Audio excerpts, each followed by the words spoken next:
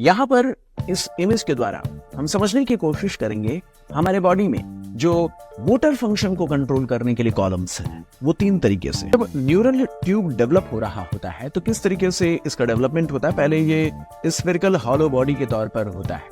इसी तरीके से ऑल्फैक्शन और गैस्ट्रेशन वाले जो वो स्पेशल विसरल अफरेंट होते हैं। हम जानते हैं first arch, second arch, third arc, fourth arc, fifth arc and sixth arc. आप जानते हैं फिफ्थ का तो कोई मतलब नहीं होता फेरेंजियल आर्चेस में। ये है जनरल सोमैटिक इफरेंट और ये स्पेशल विसरल इफरेंट। इसको स्पेशल इसलिए कहा गया क्योंकि हमारी जानकारी में होता तो है लेकिन थोड़ा सा विसरल कंपोनेंट।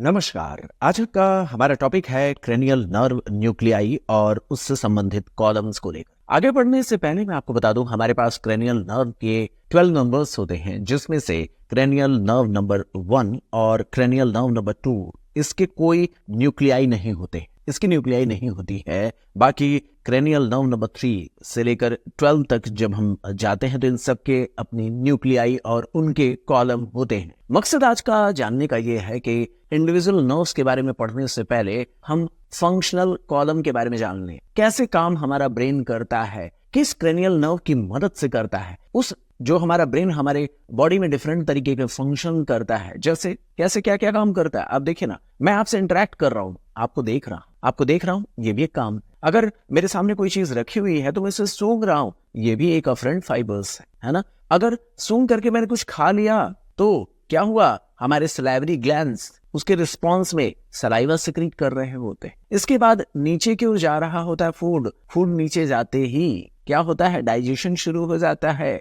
तो ये सारी जितनी भी हमारे बॉडी के फंक्शंस हैं ये किस तरीके से कंट्रोल होते हैं, उन सारे फंक्शंस को आज हम समझने की कोशिश करेंगे। हम इसे क्रेनियल नर्व न्यूक्लियाई के तहत हम पढ़ने का प्रयास करेंगे। कैसे, इसको देखते हैं। यहाँ पर इस इमेज के द्वारा हम समझने की कोशिश करेंगे हमारे बॉडी में जो मोटर फंक्शन को कंट्रोल करने के लिए कॉलम्स हैं वो तीन तरीके से हैं। बेसिकली तीन तरीके से मोटर फंक्शन को कंट्रोल करने वाले हमारे पास कॉलम्स पड़े हुए हैं हमारे ब्रेन में। इसी तरीके से सेंसरी इंफॉर्मेशन को लाने वाले 4 कॉलम होते हैं। कितने? 4 कॉलम होते हैं। इस 4 कॉलम को आप देखें तो ऐसा 4 कॉलम सेंसरी का कैसे हो गया और मोटर का केवल 3 ही क्यों रहा? इन सारी चीजों का जवाब आज हम तलाशने की कोशिश करेंगे। अगर आप इस इमेज को देखें तो यहाँ पर तो 3 आपके पास मोटर के हैं और 4 हमारे पास सेंसरी के हैं। 4 क्यों सेंसरी के?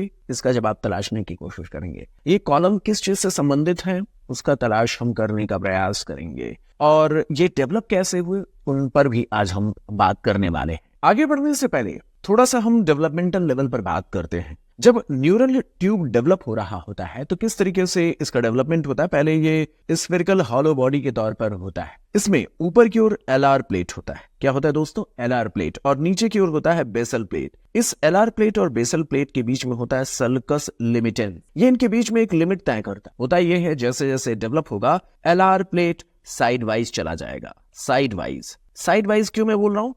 S for side, S for sensory. तो ये सेंसरी कॉलम से संबंधित न्यूक्लियाई को रखने वाला हो जाता है। ये साइड वाइज जाएगा और हमारे ब्रेन के जो साइड वाइज लेवल पर जो क्रेनियल नर्व न्यूक्लियाई होंगे वो सेंसरी फंक्शन से संबंधित होंगे। इस बात को कहने का मतलब क्या है, अभी आपको उसका जवाब मिलेगा। फिर यहाँ जो बेसल प्लेट है ये मिड में आ जाता है। तो देखिए ये वाला इधर चला गया और ये वाला हमारे मिड में ही रहेगा, तो इधर वाला तो साइड वाइज चला गया। सल्कस लिमिटेंस के साइड वाइज जो गया वो सेंसरी बन गया और जो मिड में रहा दोस्तों वो मोटर बन गया। इस तरीके की चीजें अभी दिमाग में रखिएगा। अब इस मोटर फंक्शन को थोड़ा सा हम एक एग्जांपल के तौर पर समझने की कोशिश करेंगे और यही जो मोटर कॉलम्स हैं ये बाद में चलकर के 3 अलग अलग डिवीजन को दर्शाने लगे। कौन कौन से 3? तो इसमें हम 3 कौन कौन से मोटर कॉलम हैं इनके लेवल पर अभी समझने की कोशिश करेंगे। इसी तरीके से एलआर प्लेट जो साइड वाइज जा करके अपने आप को डेवलप करता है वो 4 अलग अलग कॉलम में अपने आप को डिवाइड करके अपने काम को करता है। वो कॉलम कौन कौन से हैं उसको अभी हम समझने की कोशिश करेंगे। एक छोटे से एग्जांपल से हम इन सारी चीजों को तलाशने की कोशिश करते हैं। ये सेंसरी कॉलम क्या है, ये मोटर कॉलम क्या है, इन सारी चीजों को अब स्टेप बाय स्टेप थोड़ा सा हम समझने की कोशिश करते हैं। तो चलिए देख लेते हैं क्रेनियल नर्व न्यूक्लियाई और उसके कॉलम के बारे में। तो यहाँ पर जो अफरेंट फाइबर्स की बात अभी मैंने आपसे कहा, तो मैंने आपसे कहा कि जो विसरल सेंसेशन होता है या विसरो सेंसेशन होता है वो जनरल विसरल अफरेंट फाइबर के द्वारा हमारे ब्रेन तक पहुंचता है। इसी तरीके से ऑल्फैक्शन और गैस्ट्रेशन वाले जो वो स्पेशल विसरल अफरेंट होते हैं। स्पेशल विसरल अफरेंट इनके कॉलम्स होते हैं। कहां पर पाए जाएंगे, इसका जवाब अभी हम आपसे लेने की कोशिश करेंगे। इसके बाद जनरल सोमैटिक अफरेंट, एक एक करके अभी बात होगी। ये सोमैटो सेंसेशन मतलब क्या, जिसके अच्छा एक चीज और आगे बढ़ने से पहले, जो विसरल इंफॉर्मेशन होते हैं वो हमारी जानकारी में नहीं होती है, जो सोमैटिक इंफॉर्मेशन होती है वो हमारी जानकारी में होती है। तो अगर मैं आपसे कहूं कि जो विसरल है, जैसे विसरा बॉडी के भीतर से कोई सेंसेशन आ रहा है, तो उसके बारे में हमारा हायर सेंटर उसे कंट्रोल करने का प्रयास करता है बिना हमारी जानकारी के। याद रहेगा या नहीं, अभी इसके जवाब तलाशने की कोशिश करेंगे। बॉडी के भीतर से कोई इंफॉर्मेशन आया, ये हमें पता नहीं चलेगा लेकिन बॉडी उसको रेगुलेट कर लेगा उस इंफॉर्मेशन के रेस्पेक्ट में।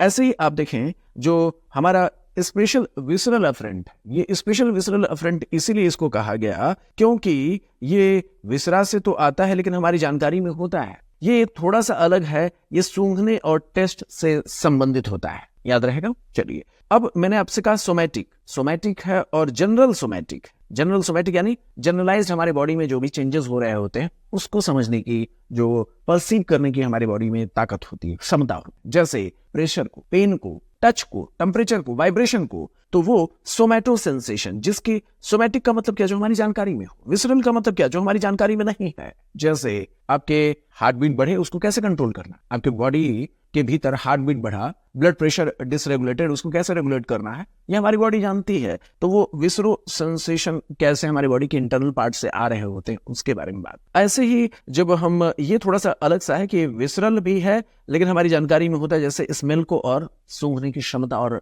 टेस्ट की क्षमता। सामान्य तौर पर जो सोमैटिक होता है वो हमारी जानकारी में होता है, ये थोड़ा सा अलग है, विसरल होने के बावजूद हमारी जानकारी में हो जाता है। सोमैटिक अफरेंट की बात करें दोस्तों, तो मैंने आपसे कहा जनरल है, जनरलाइज्ड है, तो टच भी तो हो सकता है, पोजीशन हो सकता है, वाइब्रेशन हो सकता है, पेन और टेम्परेचर हो सकता है। बिल्कुल ठीक बात है। अगर मैं कहूं स्पेशल सोमैटिक अफरेंट की बात करूं दोस्तों, तो इसमें हमारे पास अब आया जो हमारी जानकारी में होता है और बड़ा ही स्पेशल होता है। तभी तो हम हायर एनिमल हैं, हायर लाइफ फॉर्म्स हैं, विजन से संबंधित, सुनने से संबंधित, बैलेंसिंग से संबंधित, इस तरीके के जो होते हैं, यानी हियरिंग एंड विजन, ये जो दो होते हैं ये स्पेशल सोमैटिक अफरेंट। सूंघना और टेस्ट लेना ये स्पेशल विसरल अफरेंट के तहत। इतना तो समझ में आ जाएगा भाई, ये स्पेशल है भाई, सूंघना और देखना और सुनना भी स्पेशल होता है।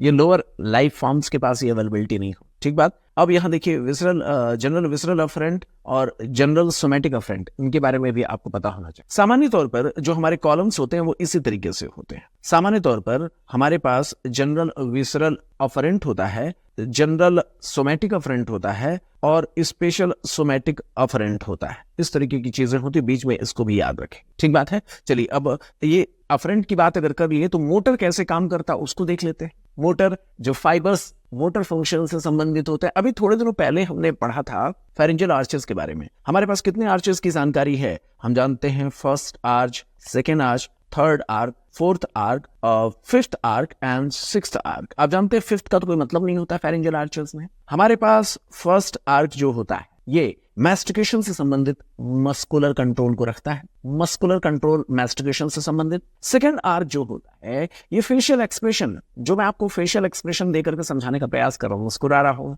दुखी हो रहा हूँ, रिंकलिंग अपने फोरहेड पर पैदा कर रहा हूँ, ये सारे के सारे फेशियल नर्व के द्वारा होते हैं।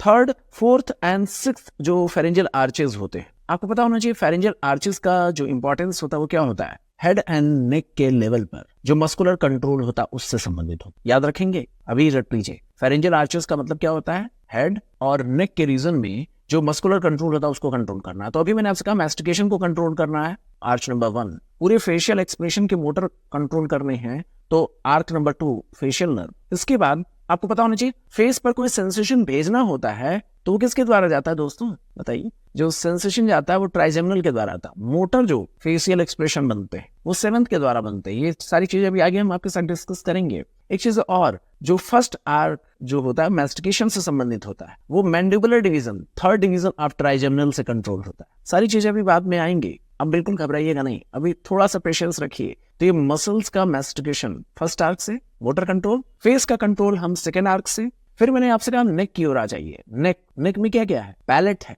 फेरिंग्स है, लैरिंग्स है। इनके मस्कुलर कंट्रोल को अगर हमें करना है तो आर्क नंबर 3, 4 एंड 6 लेंगे, 5वां आर्क नहीं डेवलप होता है। तो आप देखें फर्स्ट आर्क के लिए फिफ्थ का थर्ड डिवीजन जो मैंडिबुलर नर्व होता है, ये मसल्स ऑफ मैस्टिकेशन से संबंधित। अगर आप सेकेंड आर्क की बात करें तो यहाँ पर फेशियल नर्व होता है जो मसल्स ऑफ फेस या फेशियल एक्सप्रेशन से संबंधित होता है। इसके बाद बात करें आर्क नंबर 3 की, तो ये ग्लॉसोफेरिंजियल नर्व होता है, इसके द्वारा इनर्वेटेड मोटर फंक्शन होता है। और ये फिफ्थ तो होगा नहीं, यहां पर आप फोर्थ और सिक्स्थ की बात कर सकते हैं। फोर्थ वाला वेगस नर्व से, सिक्स्थ वाला वेगस नर्व से। वेगस नर्व का कौन सा ब्रांच यहां पर होता है? वेगस नर्व का यहां पर सुपीरियर लैरिंजियल नर्व होता है और यहां पर होता है रिकरेंट लैरिंजियल नर्व। अगर आप देखें तो सामान्य तौर पर कहा जाता है थर्ड वाला जो है पैलेट और उसके आसपास के रीजन में अपना कंट्रोल रखने की कोशिश करता है। फेरिंग्स का कंट्रोल अगर मैं कहूं, फेरिंग्स का कंट्रोल फोर्थ से होता है,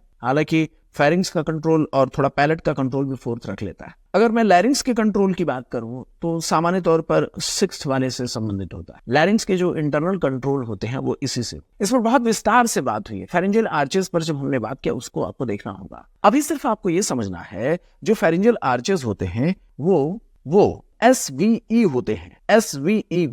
SVE का मतलब स्पेशल विसरल इफरेंट होते हैं। स्पेशल विसरल इफरेंट का मतलब क्या? ये जो हमारे हेड और नेक के आसपास का जो मस्कुलर कंट्रोल होता है उससे संबंधित SVE, इस चीज को ध्यान रखिएगा, जो हमारे हेड एंड नेक के आसपास की बात हो। तो अभी जो मैंने आपको कहा SVE, ये एक्चुअल में हम फेरिंजियल आर्चेस के बारे में बात कर रहे हैं। किसके बारे में? फेरिंजियल आर्चेस के बारे में बात कर रहे हैं। आगे बढ़ने से पहले थोड़ा सा रुकिए, थोड़ी गहरी सी सांस लीजिए। एक्चुअल में मैं आपको कई सारी चीजें धीरे धीरे करके बताऊंगा। एक्चुअल में आपको समझना होगा, अभी जो मैंने आपसे कहा वो जनरल विसरल इफरेंट की बात मैंने आपसे की, सॉरी स्पेशल विसरल इफरेंट की बात किया, जिसका एग्जांपल लेकर के मैंने आपको फेरिंजियल आर्चेस के बारे में समझाने का थोड़ा प्रयास कर लिया। तो इसके द्वारा मैंने क्या समझाया दोस्तों? Pharyngeal arches. और इसके द्वारा मैंने क्या समझाने की कोशिश किया दोस्तों? इसके द्वारा मैंने आपके हेड एंड नेक के मस्कुलर कंट्रोल को समझाने का प्रयास किया। यहीं पर इससे बगल में एक और कॉलम आप देख सकते हैं,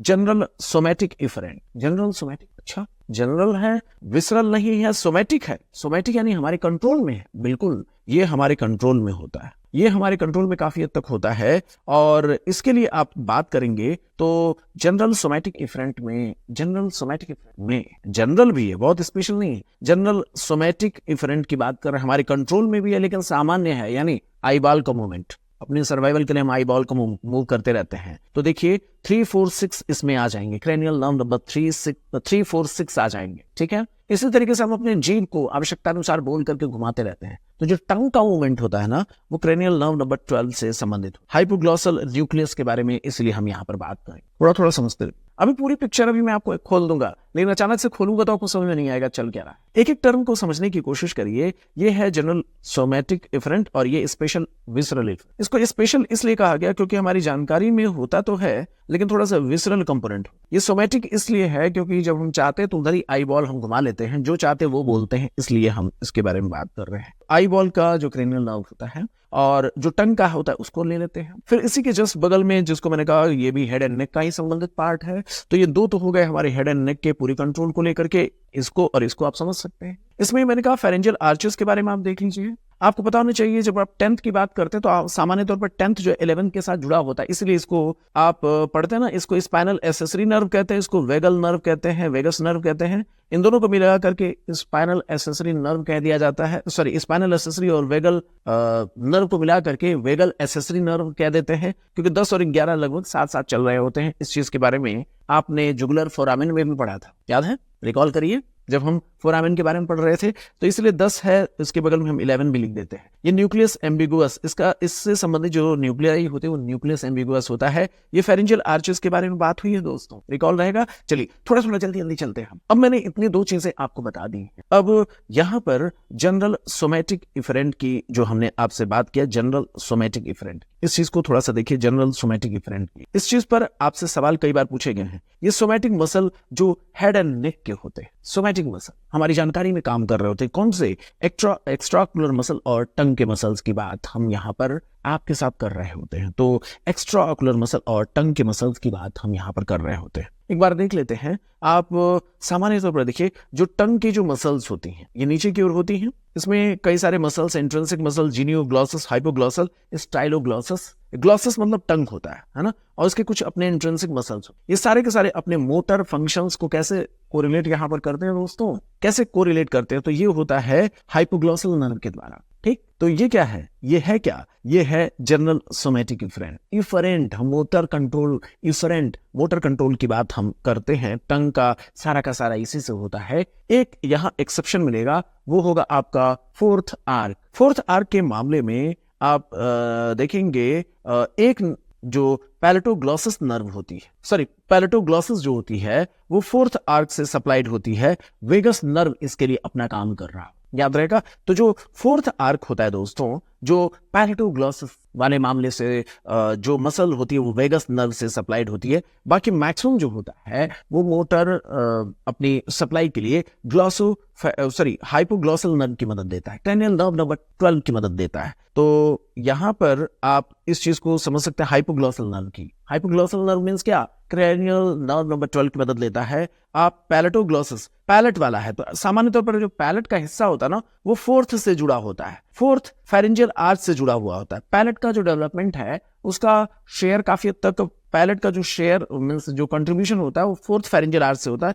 पैलेट नाम दिया गया इसलिए पैलेटोग्लॉसस जो होता है फोर्थ फेरेंजियल आर्च के नर्व से रिलेटेड होता है, वेगस नर्व से रिलेटेड होता है। इस चीज को समझाने के पीछे मकसद ये है कि आप फोर्थ क्रेनियल नर्व को भी यहीं पर फोर्थ फेरेंजियल आर्च को भी यहीं पर रट लें, बार बार रटने की जरूरत ना पड़े। अब यहां पर आप देखें तो इसी टंग के लेवल पर अगर मैं अफरेंट फाइबर्स की बात करूं तो कैसे कंट्रोल होता है, कैसे उसका कंट्रोल किया जाता है? तो यहाँ एंटीरियर 2/3 हिस्से में, एंटीरियर 2/3 वाले पार्ट में जब हम बात करते हैं तो जनरल सेंसेशन जो यहाँ पर कैरी किया जाएगा वो मैंडिबुलर नर्व के द्वारा किया जाता है, थर्ड डिवीजन ऑफ ट्राइजेमिनल के द्वारा कंट्रोल किया जाता है। जबकि स्पेशल जो सेंसेशन होता है दोस्तों टेस्ट वाला, वो फेशियल नर्व के द्वारा कंट्रोल यहाँ पर उसका रहता है। तो जो इसका अफरेंट फाइबर होता है स्पेशल सेंसेशन का, वो फेशियल नर्व के द्वारा, याद रहेगा। चलिए पीछे की ओर जब हम बात करते हैं तो ये थर्ड आर्क से ये पीछे के हिस्से डेवलप्ड होते हैं, जिसमें आप फेरेंजियल पार्ट की बात कर रहे हैं। तो यहाँ जनरल और स्पेशल दोनों तरीके के सेंसेशन ग्लॉसोफेरेंजियल नर्व से कोरिलेटेड होता है। ये थर्ड आर्क से डेवलप हुआ हिस्सा होता है, इसलिए यहाँ जो क्रेनियल नर्व की सप्लाई जाती है वो इस तरीके की जाती है। ठीक है, आप यहाँ देखें तो यहाँ आप टन के लिए क्या बात कर रहे थे, आप बताइए ना। टंग के लिए किस तरीके के फाइबर्स होते हैं? तो टंग के लिए देखिए जनरल सेंसेशन होता है और स्पेशल सेंसेशन होता है। स्पेशल सेंसेशन जो होगा वो टेस्ट से संबंधित होगा, और जो जनरल होता है वो सामान्य तौर पर जो टंग के आसपास के जो इनर्वेशन होते हैं वो मैंडिबुलर नर्व के द्वारा होता है। इस चीज को अपने दिमाग में रखेंगे। पीछे की ओर जो इसका डेवलपमेंट होता है थर्ड फेरेंजियल आर्च से होता है, ये थर्ड फेरेंजियल आर्च से होता है, और इसीलिए यहाँ ग्लॉसोफेरेंजियल नर्व जो थर्ड आर्क की नर्व सप्लाई होती है उससे इनर्वेटेड होगा, चाहे वो जनरल हो या स्पेशल हो। मैंने इस चीज को बताने के पीछे मकसद ये था फेरेंजियल आर्च को भी थोड़ा थोड़ा कोरिलेट कर लिया जाए। फेरेंजियल आर्च जब आप पूरा पढ़ेंगे तभी इस चीज को समझ पाएंगे। खैर, मैंने आपसे कहा कि जनरल सोमैटिक इफरेंट की बात मैंने आपसे कहा,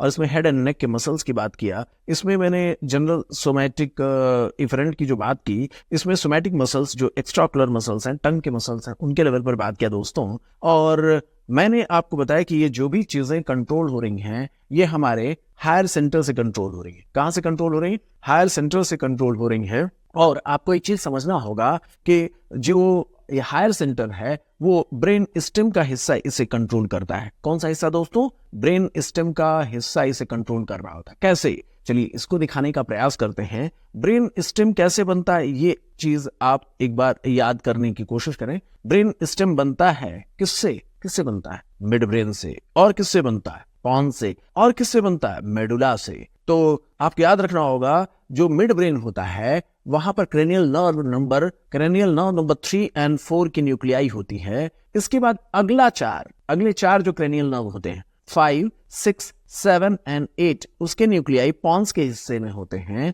9, 10, 11 और 12 इसके जो क्रेनियल नर्व की जो न्यूक्लियाई होती हैं वो मेडुला के हिस्से में होती है। याद रहेगा, याद तो रखना ही होगा, कोई चारा नहीं है। तो ब्रेन स्टेम में मिड ब्रेन के लेवल पर क्रेनियल नर्व नंबर 3 और 4, पॉन्स के हिस्से में 5, 6, 7 और 8 और मेडुला के हिस्से में 9, 10 और 11, 12 को आपको याद रखना। चलिए, मैंने आपको बताया कि ये स्टार्टिंग में तो इतना कॉम्प्लिकेटेड स्ट्रक्चर नहीं होता है। जो हमारा ब्रेन होता है उसका जो क्रेनियल हिस्सा, जो ऊपरी हिस्सा होता है न्यूरल ट्यूब का, वो गोल सा होता है। बाद में मैंने आपसे कहा कि इसका एलआर प्लेट वाला हिस्सा साइड वाइज चला जाता है। साइड वाइज जाने के कारण ये सेंसरी हो जाता है और ये जो बेसल प्लेट होता है, बेसल प्लेट जो होता है वो मोटर फंक्शन से संबंधित हो जाता है। तो मैंने आपसे कहा motor for mid and LR का जो होता है वो साइड में जाता है, साइड फॉर सेंसरी होता है। मैं अब इसी चीज को आपके सामने रखने की कोशिश करूंगा। सेंसरी के 4 कॉलम होते हैं जो साइड वाइज होते हैं, मोटर के 3 कॉलम होते हैं जो मिड में होते हैं। अब इसी चीज को जो हमने आपके सामने समझाने का प्रयास किया है उसको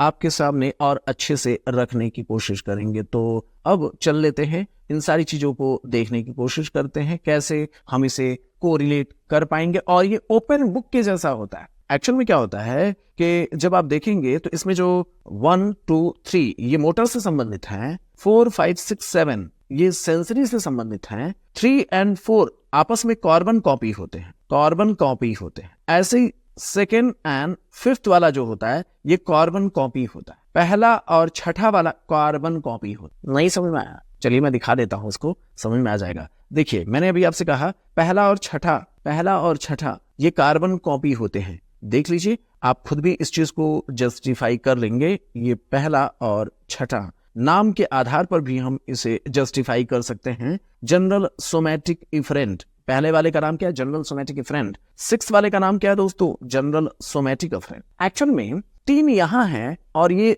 3 यहां हैं। ये हैं क्या? ये देखिए, ये इफरेंट के 3 कॉलम हैं, अफरेंट के भी 3 कॉलम है जो आपस में कार्बन कॉपी हो। 7वां जो होता है बड़ा स्पेशल होता है। तो स्पेशल सोमैटिक अफरेंट 7वां होता है जिसका करस्पॉन्डिंग कंपोनेंट हमारे मोटर के पास नहीं। यह है कौन सा? ये हमारे देखने और सुनने से संबंधित होता है। बहुत स्पेशल होता है। इंसान सुन सकता है, देख सकता है, इसलिए नेचर ने इसे स्पेशल सोमैटिक अफरेंट इसे एकदम अलग करके दिया। इसका कोई मोटर कॉलम हमारे पास नहीं मिलता है इसका करस्पॉन्डिंग। तो मैंने आपसे कहा 5वें का 6ठे के साथ, 3rd का 4th के साथ, मैंने कहा यहीं से कार्बन कॉपी आप देखना शुरू करिए। जनरल विसरल इफरेंट, तो यहाँ पे क्या? General visceral side wise sensory होगा। स्पेशल विसरल इफरेंट, तो इसका कंपोनेंट क्या होगा? स्पेशल विसरल अफरेंट, है ना। फिर जनरल सोमैटिक अफरेंट, तो यहाँ पे क्या होगा? General somatic afferent. अब इसको कैसे याद रखेंगे? तो ऐसे याद रखेंगे दोस्तों, दो जनरल के बीच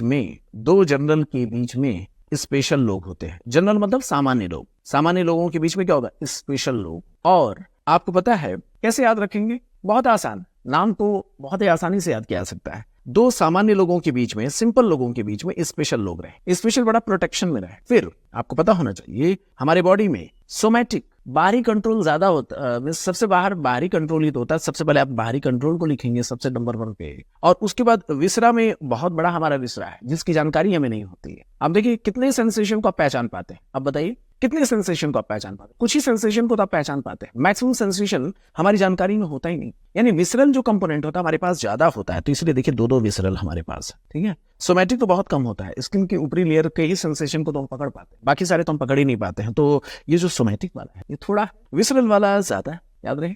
फिर आप देखिए ये सारे मोटर कंपोनेंट के साथ जुड़े हुए इन चीज को हमने आपके सामने रख दिया। याद तो हो गया, बिल्कुल याद हो गया। अब जैसा आपने इसको लिखा उसी की कार्बन कॉपी बनाते जाइए। तीसरे का इधर बना दीजिए। तो आपने यहाँ जनरल विसरल बोला, यहाँ इफरेंट था, यहाँ अफरेंट कर दीजिए। यहाँ स्पेशल विसरल बोला तो यहाँ पर अफरेंट बोल दीजिए। ऊपर आपने जनरल सोमैटिक बोला तो यहाँ जनरल सोमैटिक अफरेंट बोल दीजिए, और लास्ट में स्पेशल सोमैटिक अफरेंट आप लिख दीजिए। इस तरीके से सारी चीजें आपके दिमाग में आ गई होंगी। तो कार्बन कॉपी कोई कैसे बनता है, उन सारी चीजों को आप यहाँ पर जस्टिफाई कर चुके हैं। अब चलते हैं एक एक इसे समझने की कोशिश करते हैं। मैंने आपसे कहा कि सबसे पहले तो दो जनरल को आप देखें, उनके बीच में स्पेशल को रखना है। इसके बाद आपको याद रखना होगा सोमैटिक हमारे बॉडी में कंट्रोल या उससे संबंधित जो कंट्रोल होता है वो कम ही है, ज्यादा कंट्रोल विसरल का है। अपने आप नाम याद हो जाएगा, कंट्रोलिंग के लिए सोमैटिक केवल एक होगा, विसरल ज्यादा होगा। दो जनरल के बीच में स्पेशल लोग होंगे। तो इस तरीके से हम इसके बारे में बात करें। दो जनरल के बीच में जो स्पेशल लोग हैं वो है कौन से? वो स्पेशल विसरल एफरेंट है। वो हैं कौन से? फेरिंजियल आर्चर्स हैं, जिनके बारे में हमने बहुत विस्तार से पढ़ा है। तो इस तरीके से हम इसे डिकोड कर लेंगे। ये फेरिंजियल आर्चर्स से संबंधित जो नर्व इनर्वेशन है हेड और नेक के हिस्से का, उसके लेवल पर हम आपके साथ बात कर रहे हैं। तो ओवरऑल अब आपको समझ में आ गया होगा किस तरीके से डेवलपमेंट हुआ। मोटर कॉलम में 3 कैसे आए, सेंसरी कॉलम में 4 कैसे आए। मैंने आपको बताया कि इनके कार्बन कॉपी तो आपको मिल जाएंगे। यहाँ देखिए, general visceral afferent, general visceral afferent, इनके कार्बन कॉपी मिलते जाएंगे, है ना, इनके कार्बन कॉपी मिलते जाएंगे। ये वाला बड़ा ही अलग सा है देखने का और सुनने का, तो इसलिए ये थोड़ा सा अलग हो जाता है। इस तरीके से हमारी जानकारी हो गई। सारे कॉलम को अब हम धीरे धीरे आपके सामने रखने की कोशिश करेंगे। कौन सा कैसे हमारे हायर सेंटर में स्थित होता है, मिड ब्रेन में कौन सा होगा, पॉन्स में कौन सा होगा, मेडुला में कौन सा होगा, उन सारी चीजों को अब एक एक करके जस्टिफाई कर। अब यहाँ पर आपसे सवाल नीट 2018 में पूछा गया था, which of the following belong to special visceral afferent column. Special visceral afferent, okay. तो आपसे जो स्पेशल है वो स्पेशल विसरल एफरेंट की जो बात कर रहे हैं, फेरिंजियल आर्चेस से संबंधित बात की जा रही है। तो अब इसको देखते हैं। यहाँ पर न्यूक्लियस एम्बिगुअस का नाम आपको लेना होगा। कैसे, इस चीज को एक बार देखते हैं। आप यहाँ देखिए, हमारे पास होता है स्पेशल विसरल एफरेंट में हमारे पॉन्स में cranial nerve number 5, cranial nerve number 7, यहाँ पर इतना तो समझ में आता है। इसके अलावा 9, 10 एंड 11 ये आते हैं। आपको जानकारी में होगा ये 9, 10 एंड 11 का कॉलम एक साथ होता है हमारे मेडुला में, जिसको कहते हैं न्यूक्लियस एम्बिगुअस। क्या कहते हैं दोस्तों? Nucleus ambiguous. और ये किससे संबंधित है दोस्तों? ये है फेरिंजियल आर्चेस से संबंधित। ये चीजें हमने आपको बता रखा। तो यहाँ पर फेरिंजियल आर्चेस से संबंधित आपको बात बताई गई है। ये cranial nerve number 5, cranial nerve number 7 और उसके नीचे ये न्यूक्लियस एम्बिगुअस का हिस्सा, जिसमें आप इसके बारे में देख पा रहे हैं। आपको ये सारी चीजें पता चल गई हैं। अगर मैं कहूं न्यूक्लियस ट्रैक्टस सॉलिटेरियस, ये क्या होता है? ये एक स्पेशल कॉलम होता है दोस्तों। आप देखिए, न्यूक्लियस ट्रैक्टस सॉलिटेरियस, ये ट्रैक्टस सॉलिटेरियस, ये किसका? 7, 9 और 10 का कॉम्बिनेशन होता है। कैसे? ये एक्चुअल में जनरल विसरल एफरेंट और स्पेशल विसरल एफरेंट से संबंधित होता है। जनरल विसरल एफरेंट और स्पेशल विसरल एफरेंट से संबंधित होता है। आपको पता होगा 2 जनरल होंगे ही होंगे। फिर आपको ये भी पता है कि सोमैटिक वाला केवल एक होगा, 2 विसरल वाले होंगे। तो इस तरीके से आप इसको भी याद कर सकते हैं। अगर आप याद करना चाहेंगे, पेन और पेपर पर लिखना चाहेंगे, ज्यादा मुश्किल नहीं होगा। तो इस तरीके से आप इसके बारे में कह सकते हैं। ये जनरल विसरल एफरेंट या स्पेशल विसरल एफरेंट से संबंधित ये हमारा 7, 9 एंड 10 होता है। न्यूक्लियस ऑफ ट्रैक्टस सॉलिटेरियस या सॉलिटरी ट्रैक्ट की बात हम यहाँ पर कहते हैं। ये स्पेशल विसरल और जनरल विसरल एफरेंट का कॉलम होता है। ऊपर की ओर स्पेशल विसरल होता है, नीचे की ओर जनरल लोग होते हैं। इस तरीके से आप कह सकते हैं। तो ऊपर यहाँ भी स्पेशल लोग हैं, नीचे जनरल वाले लोग हैं और दोनों ही विसरल वाले हैं,